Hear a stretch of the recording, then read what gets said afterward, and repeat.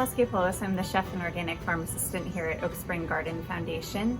And today we are going to be paying a little homage to the area that we're in. This is the Appalachian method of preservation. They're called leather britches.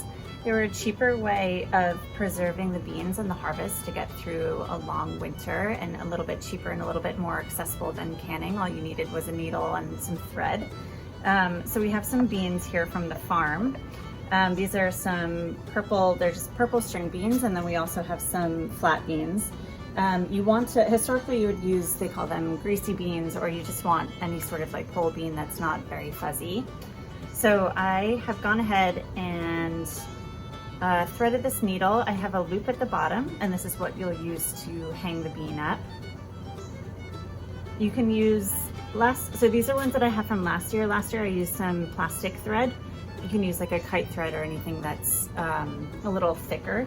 And then I've taken these beans, I've trimmed the top of them, I've left the base. You want to trim them down to about 2-inch pieces. So then you take your thread, I've doubled it up, it is a little bit thinner. And then all you want to do is go through the bean. Because this is the first one, I'm gonna go ahead, so I've strung it through. I'm gonna go through that hole again. I'm gonna try to pierce it as little as possible. The more pierces you have, the more open to potential molding, because these are gonna sit for at least 2 weeks. I'm just gonna go ahead and give that one more wrap.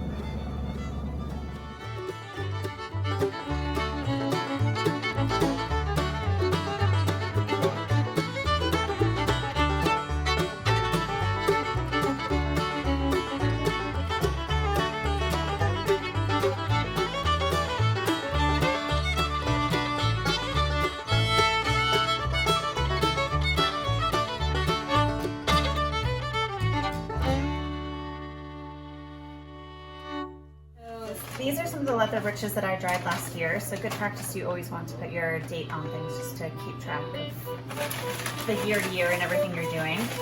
Keeping them in a brown bag is nice because it breathes, so you don't have to run the risk of extra moisture getting trapped inside.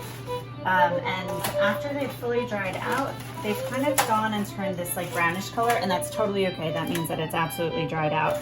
Then when we put them away, we looped them so you don't have, I mean, as everybody knows from having string lights, they can get kind of bunched together and crazy. So if you go ahead and kind of tie it on itself, you don't run the risk of everything getting mixed up.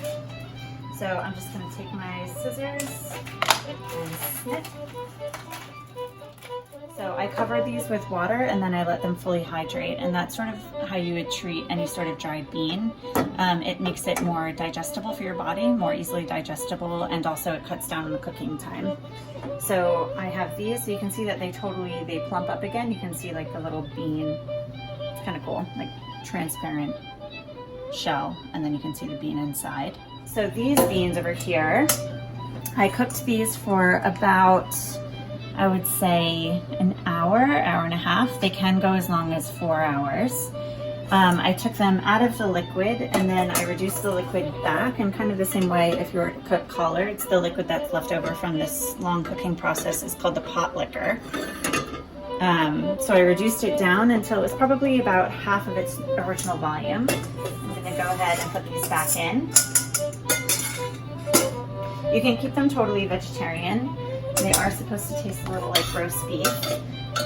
They are nice with a little additional fat, so I cooked off some bacon this morning and I saved the fat and I put some of the fat inside of here. You can also just put straight bacon in as you cook, and that'll be really nice too.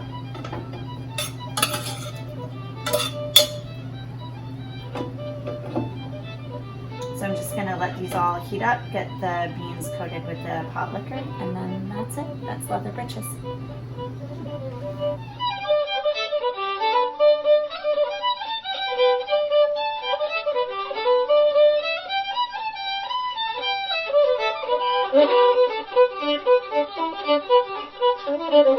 Thank you.